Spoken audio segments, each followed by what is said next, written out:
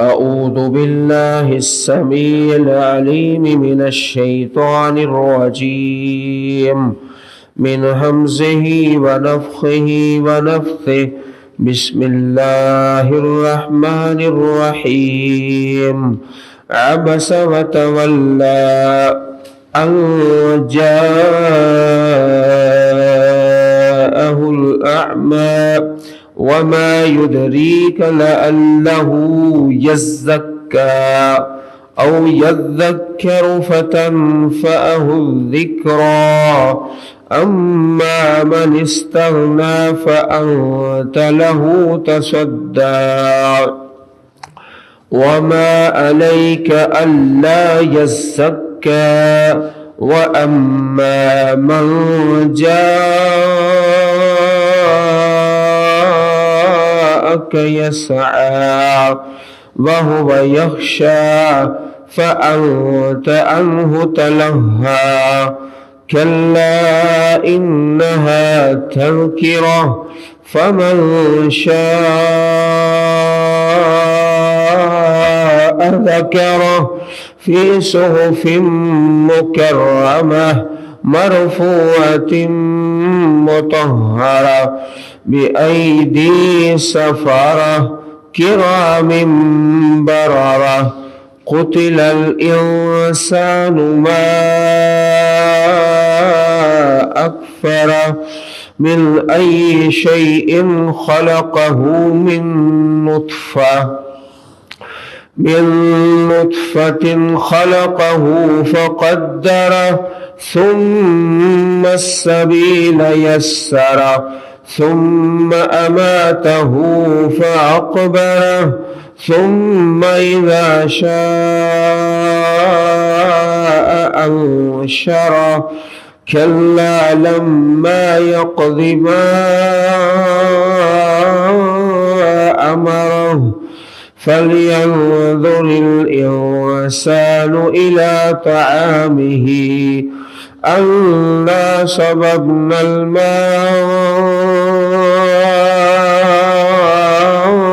صبا ثم شققنا الأرض شقا فأنبتنا فيها حبا وعنبا وقضبا وزيتونا ونخلا وحدائق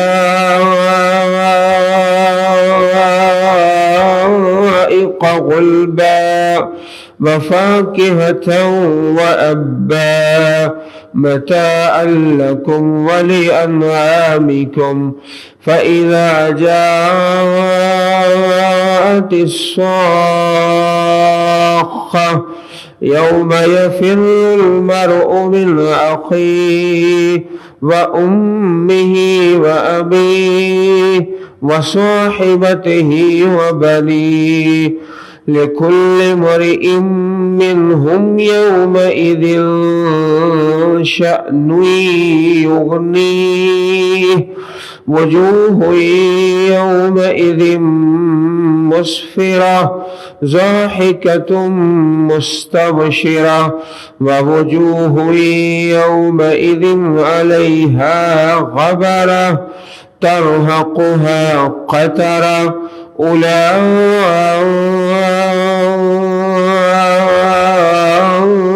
هم الكفرة الفجرة। सूरत अबसा मक्की सूरत है और एक रुकू है। सबसे पहले इस सूरह मुबारक का शान नज़ूल है जिस पर मुफस्सिरीन किराम का इत्तेफाक है कि ये सूरत मुबारक एक नाबीने सहाबी के बारे में नाज़िल हुई है जिनका नाम सैयदना अब्दुल्ला बिन उम्मे मक्तूम रज़ी अल्लाह ताला अन्हु है। अम्मा जी आयशा बयान फरमाती हैं कि एक मर्तबा रसूल अकरम के पास मुशरिकीन में से एक बड़ा आदमी बैठा था। इब्ने उम्मे मक्तूम रज़ी अल्लाह अन्हु आए और कुछ मसाइल पूछने लगे। रसूल अकरम सल्लल्लाहु अलैहि वसल्लम ने उनकी तरफ से मुंह फेर लिया اور توجہ اس دوسرے کی طرف رکھی، اس پر اللہ پاک نے یہ سورت نازل فرمائی۔ جامع ترمذی کتاب و تفسیر القرآن حدیث نمبر 3331۔ اس سورت مبارک کے نازل ہونے کے بعد نبی کریم علیہ السلام حضرت عبداللہ بن ام مکتوم رضی اللہ عنہ کا بہت زیادہ اکرام کرتے، عزت فرماتے، اور بعض اوقات ایسا ہوتا کہ جب پیارے رسول سفر پر تشریف لے جاتے تو مدینہ منورہ میں حضرت عبداللہ بن ام مکتوم رضی اللہ عنہ کو اپنا نائب مقرر فرما کے چلے جاتے۔ اس قدر اکرام اللہ تعالیٰ نے آپ کو نصیب فرمایا۔ اور اس میں جو دائی ہے، مبلغ، تبلیغ کرنے والا، اس کے لیے بڑی نصیحت ہے اس سورت مبارک میں کہ جو آنے والا ہے، کوئی بھی ہے، چھوٹا ہے، بڑا ہے، امیر ہے، غریب ہے، وہ نہیں جانتا آپ کی کیا مصروفیت ہے۔ آپ تو رات سو نہیں سکے، نیند آئی ہے، آپ کو بھوک لگی ہوئی ہے، آپ نے تو کافی دیر سے کھانا نہیں کھایا۔ سوالی کو ایسی باتوں سے کوئی غرض نہیں، اسے تو اپنا سوال چاہیے۔ تو جو آنے والا ہے اس کی بات پہ توجہ کرے، اپنی جو ذاتی مسائل ہیں ان کو پسے پشت ڈال دے۔ یہ سبق ہے اس سورت مبارک میں۔ کھانا نہیں آپ نے کھایا، آپ نے آرام نہیں کیا، آپ کی مصروفیت ہے، اس سے سوالی کو کوئی غرض نہیں، اسے اپنے سوال سے غرض ہے۔ تو دائی اور مبلغ، اس کی شان بہت زیادہ ہے تو ذمہ داری اس سے بھی زیادہ ہے۔ عبس وتولی، اس نے تیوری چڑھائی۔ پیارے رسول علیہ السلام کے چہرہ مبارک کا رنگ تبدیل ہو گیا کہ یہ نبینا آدمی، آپ کی اصل میں خواہش یہ تھی کہ یہ جو بڑے بڑے سردار ہیں یہ ایمان قبول کر لے، اسلام کا فائدہ ہوگا، کوئی ذاتی آپ فائدہ نہیں سوچ رہے تھے۔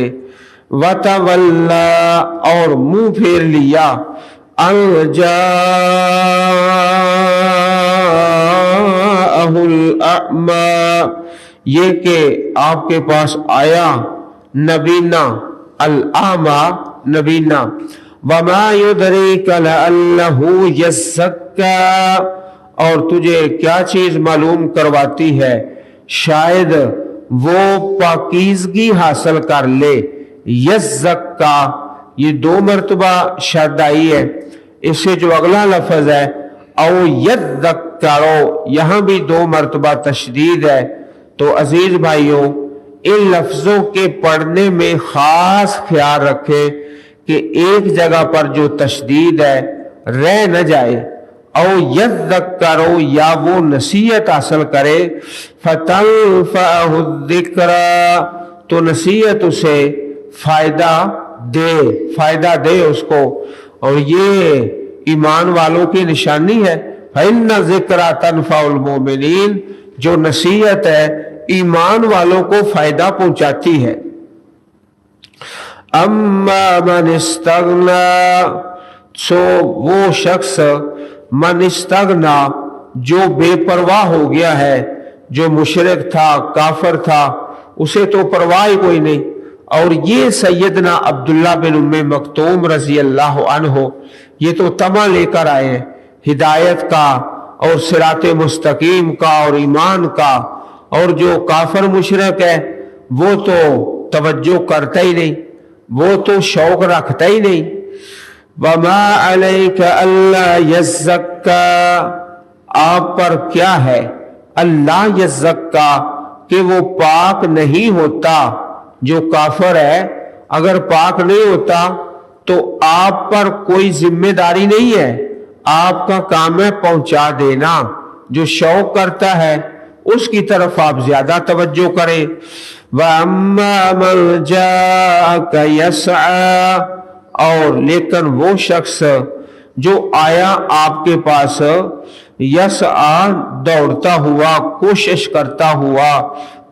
کرتا ہے، وَهُوَ يَخْشَىٰ، اور وہ ڈر رہا ہے، ڈرتا بھی ہے۔ اللہ تعالیٰ سے تو اس کے اندر خشیت الہی بھی ہے۔ فَأَنْتَ عَنْهُ تَلَهَّا، تو آپ اس سے بے توجہ ہی کرتے ہیں، بے توجہ، آپ توجہ نہیں کرتے اس کی طرف، تلہا اراض کرتے ہو، توجہ نہیں کرتے۔ کلا انہا تذکرہ، خبردار، کلا ہرگز نہیں، ایسا ہرگز نہیں، انہا بے شک یہ قرآن، تذکرہ ایک نصیحت ہے، ایک نصیحت ہے۔ فمن شاء ذکر، جو چاہے اس کو قبول کر لے، جس کی مرضی ہے وہ قبول کر لے۔ فی صحف مکرمہ، ایسے صحیفوں میں جن کی عزت کی جاتی ہے، فی صحف، ایسے صحیفوں میں جن کی عزت کی جاتی ہے۔ عزیز بھائیوں، جن اوراق میں اللہ تعالیٰ کی کتاب لکھی جاتی ہے، قرآن کریم، ان اوراق کا احترام کرنا یہ بھی فرض ہے، ان کی عزت کرنا۔ لیکن بے نصیبی کی بات یہ ہے کہ آج آپ جس مسجد میں چاہے چلے جائیں، الا ماشاءاللہ کوئی 1000 میں سے کوئی ایک ہوگی، ورنہ مساجد کے اندر قرآن کریم کے جو صحیفے ہیں، جو اوراق ہیں، ان کا بالکل احترام ہے ہی کوئی نہیں، احترام ہے ہی نہیں۔ مساجد کے اندر زیادہ تر ان اوراق سے زیادہ احترام برتن کا ہے۔ ایک جگ ہے نا، ایک گلاس ہے، برتن ہے، کپ ہے، پیالے ہیں، گھروں کے اندر رکھے ہوئے ہیں، تو گھروں کے اندر جو برتن ہیں ان کا احترام زیادہ ہے، ان کو دھو کے صاف ستھرا کر کے بڑی ترتیب کے ساتھ رکھا ہوا ہے خواتین نے ہر گھر کے اندر ہی۔ تو ایسا نہیں ہے کہ کوئی جگ ادھر پڑا ہوا ہے ٹوٹا پھوٹا، آپ میں سے کسی کے گھر میں ٹوٹا ہوا جگ نہیں ہوگا، نہ گلاس ہوگا، تو قرآن پاک کی جلد ہی کوئی نہیں، اس کے اوراق کی اس قدر بے ادبی ہے، اللہ سچا جانتا ہے، دل کو بڑی تکلیف ہوتی ہے۔ اللہ پاک تو فرماتے ہیں فی صحف مکرمہ، جن اوراق میں قرآن پاک ہے ان اوراق کا احترام کرنا بھی فرض ہے۔ پورے شہر کے اندر صرف 1 2 3 مساجد ہیں جن میں اللہ تعالیٰ کے اس پاک کلام کے اوراق کا احترام کیا جاتا ہے، وہ ہماری نظروں کے سامنے ہے۔ اللہ تعالیٰ کے بندے بڑی محبت کرتے ہیں، لیکن ہزاروں مساجد ایسی ہیں جن میں اللہ تعالیٰ کے کلام جو لکھا ہوا ہے ان اوراق کا احترام بالکل نہ ہونے کے برابر ہے۔ اس سے زیادہ احترام جگ اور گلاس کا جو گھر کے اندر رکھا ہوا ہے۔ فی صحف مکرمہ، ایسے صحیفوں میں جن کی عزت کی جاتی ہے۔ صحیفے، ایک وہ صحیفے ہیں جو لوح محفوظ کے اندر ہیں، وہاں بھی اللہ تعالیٰ کا پاک کلام لکھا ہوا ہے۔ اللہ کے فرشتے ان صحیفوں کا بھی بڑا احترام کرتے ہیں، جو صحیفے لوح محفوظ میں جن پر اللہ تعالیٰ کی کتاب کو لکھا ہوا ہے۔ مرفوعۃ مطہرہ، جو بلند کیے ہوئے ہیں، یہ بھی احترام ہے اللہ تعالیٰ کی کتاب کا کہ بلند، مرفوع، مطہرہ، پاک کیے ہوئے، پاکیزہ، پاک، بے ایدی سفرہ، ایسے لکھنے والوں کے ہاتھوں میں۔ سفرہ کہتے ہیں لکھنے والے، یہ جمع ہے سافرون کی، اور صفرون، صفرون کا معنی ہوتا ہے کتاب، کتاب، تو یہاں سفرہ لکھنے والے۔ عزیز بھائیوں، اللہ تعالیٰ کی کتاب کو جو لکھنے والا ہے نا، کاتب، جو کاتب ہے، اس کا بھی بڑا شان ہے، اللہ تعالیٰ نے اس کا بھی بڑا مقام رکھا ہے۔ اگرچہ وہ کتابت کر کے ہدیہ لیتا ہے لیکن اس کا شان بہت زیادہ ہے۔ اسی طرح وہ فرشتے جو اللہ تعالیٰ کی کتاب کو لکھتے ہیں ان فرشتوں کا بھی شان زیادہ ہے۔ اور جو کاتب ہے، قرآن کریم لکھنے والا، قلم کے ساتھ یا کمپیوٹر کے ساتھ، اس کی بھی بڑی شان ہے۔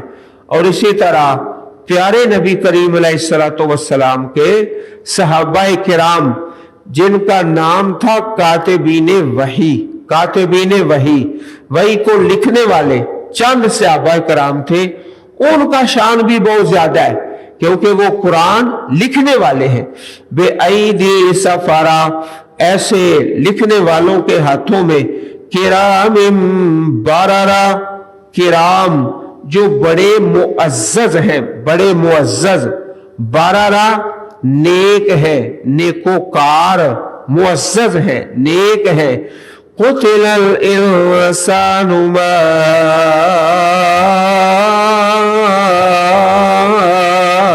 اکفر، مارا جائے انسان، یہ بد دعا ہے۔ بد دعا کس نے دی؟ اللہ پاک نے۔ اللہ تعالیٰ چاہے تو ہلاک بھی کر سکتا ہے، لیکن اللہ تعالیٰ نے بد دعا دی ہے کس کو؟ انسان کو، مارا جائے انسان۔ ما اکفرا، کس قدر نہ شکرا ہے، کتنا نہ شکرا ہے۔ من ای شیء خلقا، اس نے اسے کس چیز سے پیدا کیا۔ اور اپنی پیدائش تو دیکھ، کس چیز سے پیدا ہوا؟ من نطفہ، ایک قطرے سے، نطفے سے پیدا ہوا ہے۔ ہر انسان اور ہر انسان کے ماں باپ، اس سے اپنی پیدائش تو دیکھ، کس قدر تکبر کرتا ہے اور فخر کرتا ہے۔ خلقہ فقدر، اس کو پیدا کیا اور پھر اس کا اندازہ مقرر فرمایا۔ اندازہ کیا مقرر کیا؟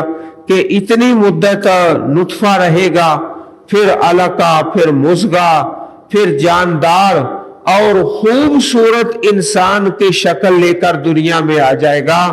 اللہ تعالیٰ نے اندازہ کیا۔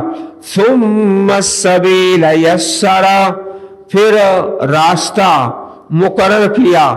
ابھی انسان ماں کے پیٹ میں ہوتا ہے تو اللہ تعالیٰ اس کی زندگی لکھوا دیتے ہیں، اتنی عمر ہے، اتنا رزق ہے، یہ نیک بخت ہوگا یا بد بخت ہوگا، سارا اس کا فیصلہ کیا جاتا ہے۔ پھر راستہ یسرا، آسان کیا، آسان کیا۔ استاد محترم حافظ نور پوری رحمہ اللہ جب کوئی آدمی مسئلہ پوچھتا کہ خاتون ہے، اس کی پیدائش کا وقت ہے بچے کا، تو آپ اس آیت کریمہ کا وظیفہ بتاتے، اللہم یسر السبیلا، اللہم یسر السبیلا، اے اللہ اس خاتون کے لیے جو بچے کے پیدائش کا مرحلہ ہے اس کو آسان فرما دے۔ اللہم یسر السبیل۔ ثم اماتہ فاقبر، پھر اسے موت دی، پھر اسے موت دی۔ فاقبر، پھر اسے قبر میں رکھوایا۔ قبر بھی اللہ تعالیٰ کی ایک نعمت ہے۔ اگر انسان کو ویسے ہی زمین پر ہی پھینک دیا جائے مردہ انسان کو تو کس قدر توہین ہوگی اور رسوائی ہوگی، تو قبر بھی اللہ پاک کی نعمت ہے۔ ثم اذا شاء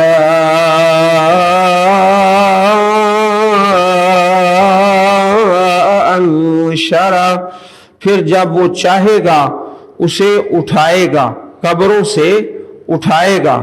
پروردگار، یہ اللہ تعالیٰ نے انسان کی حقیقت کا تذکرہ فرمایا۔ کلا، ہرگز نہیں، لما یقض ما امرا، ابھی تک اس نے وہ کام پورا نہیں کیا جس کا اس نے اسے حکم دیا۔ لما یقض، نہیں پورا کیا، ما امرا، جس چیز کا اللہ نے حکم دیا اس انسان کو، انسان نے پورا ہی نہیں کیا اللہ تعالیٰ کے احکامات کو۔ فَلْيَنظُرِ الْإِنسَانُ إِلَىٰ طَعَامِهِ، پہلے جو آیت نمبر 17 سے لے کر آیت نمبر 22 تک یہ انسان کی پیدائش کے جو ذاتی مراحل ہیں اس کے بیان اللہ تعالیٰ نے فرمائے، اور یہاں پر ایسی چیزیں جو انسان استعمال کرتا ہے پہلے اس کے وجود کا اور جسم کا اور یہاں اس کی نعمتوں کا، فَلْيَنْظُرِ الْإِنسَانُ پس انسان غور کرے، دیکھ لے، إِلَىٰ طَعَامِهِ اپنے کھانے کی طرف، صرف کھانے پر ہی غور کر لے، أَنَّا صَبَبْنَا الْمَاءَ صَبًّا کہ ہم نے پانی برسایا، خوب برسانا، صبا برسانا، ثم شققنا الارض شقا پھر ہم نے زمین کو پھاڑا، ایک عجیب طریقے سے پھاڑنا، کس طرح وہ کمزور سی کمپل ہوتی ہے اور زمین بڑی مضبوط ہوتی ہے تو اسے پھاڑ کے باہر آ جاتی ہے، کیسا اللہ پاک کا نظام ہے۔ فَأَنبَتْنَا فِيهَا حَبًّا پس ہم نے اگایا اس زمین میں، حبا غلہ، اناج، وعنبا وقضبا اور انگور، وقضبا اور ترکاری۔ قضبہ اصل میں اس فصل کو کہا جاتا ہے جسے بار بار کاٹا جاتا ہے، بار بار، تو ترکاری ایک بار اتار لیں پھر اتار لیں اور اس طرح وہ چارہ جسے بار بار کاٹا جائے، ایک دفعہ کاٹ لیا کچھ عرصے کے بعد پھر اسے کہتے ہیں قضبہ، ترکاریاں، وَزَيْتُونًا وَنَخْلًا اور زیتون اور کھجور کے درخت، وَحَدَائِقَ غُلْبًا اور باغات، غلبا گھنے باغات، وَفَاكِهَةً وَأَبًّا اور پھل، وَأَبًّا اور چارہ، ابا چارہ۔ یہ دیکھو زبان بدلنے سے کس طرح ترجمہ بدلتا ہے۔ ہمارے پنجابی زبان میں ابا کس چیز کو کہا جاتا ہے آپ سب بھائی جانتے ہو، تو یہاں ابا سے مراد چارہ، متاعا لکم ولانعامکم تمہارے لیے سامان ہے اور تمہارے مویشیوں کے لیے، چوپایوں کے لیے۔ فَإِذَا جَاءَتِ الصَّاخَّةُ پس جب آئے گی کانوں کو بہرا کرنے والی، الصاخہ کانوں کو بہرا کر دینے والی، خوفناک آواز، قیامت کی آواز، اس سے مراد ہے قیامت۔ یوم یفر المرء من اخیہ وامہ وابیہ وصاحبتہ وبنیہ۔ اللہ پاک نے یہاں انسان کے قریبی رشتہ داروں کا تذکرہ فرمایا ہے اور بڑی ترتیب کے ساتھ، آپ ذرا ترتیب پر غور کر لیں، توجہ فرما لیں۔ اس دن بھاگے گا انسان من اخیہ اپنے بھائی سے انسان کو سب سے تھوڑا پیار ہوتا ہے، سب سے تھوڑا، وَأُمِّهِ وَأَبِيهِ اور ماں سے اور باپ سے بھاگے گا۔ تو ماں باپ سے جو انسان کو محبت ہے وہ بھائی سے زیادہ ہوتی ہے، بھائی سے زیادہ ماں باپ سے، پھر اس سے آگے وَصَاحِبَتِهِ وَبَنِيهِ اور اپنی بیوی سے اور بیٹوں سے۔ یہ انسان اپنے بال بچے سے زیادہ ہی محبت کرتا ہے، حتیٰ کہ اپنے ماں باپ کو فراموشی کر جاتا ہے، ماں باپ کو فراموش کر دیتا ہے، بیوی اور بیٹوں کے سلسلے میں پڑھ کر امی کو بھول جاتا ہے، باپ کو بھول جاتا ہے۔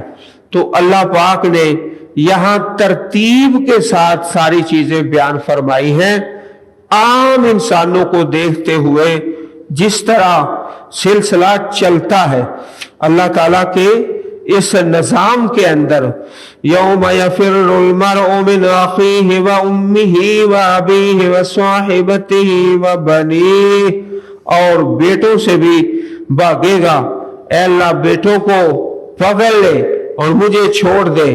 لِكُلِّ امْرِئٍ مِّنْهُمْ يَوْمَئِذٍ شَأْنٌ يُغْنِيهِ اس دن ان میں سے ہر شخص کی ایک ایسی حالت ہوگی جو اسے دوسروں سے بے پرواہ بنا دے گی، یغنی بے پرواہ کر دے گی، ہر انسان کو اپنا ہی فکر ہوگا۔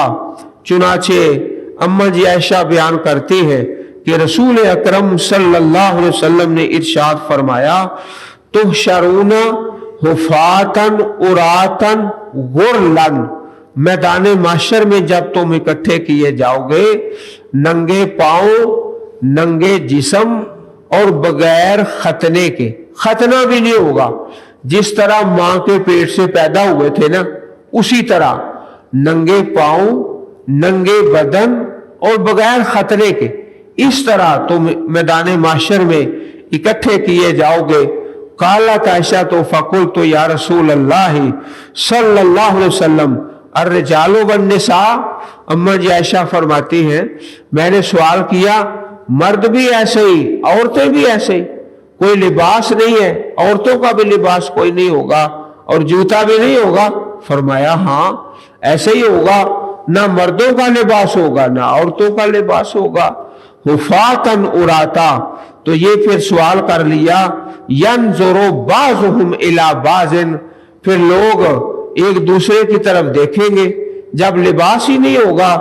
برہنا فقال الامر اشد من ان یہمہم ذاک، تو نبی کریم علیہ السلام نے ارشاد فرمایا معاملہ اس سے سخت ہوگا، اے ام المومنین عائشہ مومنوں کی ماں، معاملہ اس سے سخت ہوگا کہ یہ بات ان کی سوچ میں بھی آ جائے، کسی کے دل میں تصور بھی نہیں آئے گا کہ میں دوسرے کی طرف دیکھوں۔